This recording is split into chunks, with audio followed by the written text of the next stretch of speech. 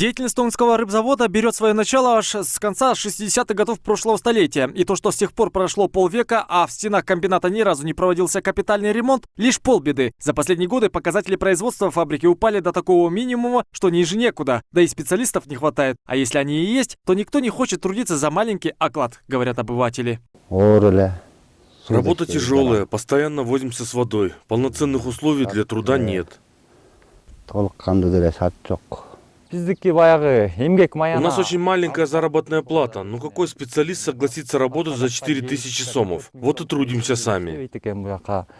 Выращивание рыб – дело нелегкое. Бассейны, в которых содержат мальков, должны быть всегда чистыми и соответствовать требуемым стандартам, иначе рыбы могут заболеть, а в некоторых случаях даже погибнуть. За икрами необходима забота, по меньшей мере в течение 3 месяцев. Когда вес мальков достигает 100-150 граммов, их выпускают в озеро. Только тогда рыбы смогут самостоятельно выжить.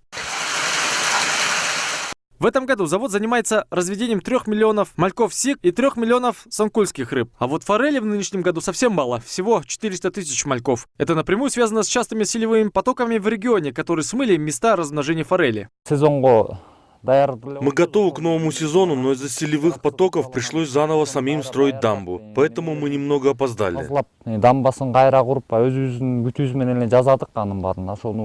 В общей сложности предприятие разводит около 5-8 миллионов мальков ежегодно. Чтобы повысить эти показатели до 15 миллионов, с помощью проекта ФАО были построены дополнительные цеха и сейчас проводятся монтажные работы внутренних помещений. Это поможет увеличить эффективность завода по увеличению количества рыб в озере Иссык-Куль более чем вдвое, говорят специалисты.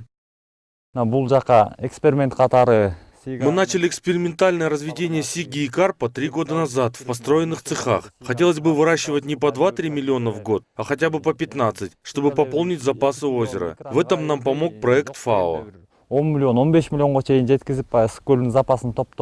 Маринка, карповый сазан, судак, форель, сига, ладога. И это еще не весь послужной список обитателей глубин озера Иссык-Куль. И вот только если не соблюдать баланс фауны, все они в момент могут оказаться на грани вымирания. И нужно сказать спасибо тем людям, на плечах которых и лежит ответственность за стабильные показатели. Но одной благодарности мало. Нужна реальная поддержка со стороны государства, чтобы вместе, как одна команда, реагировать на различного рода вызовы в часы X.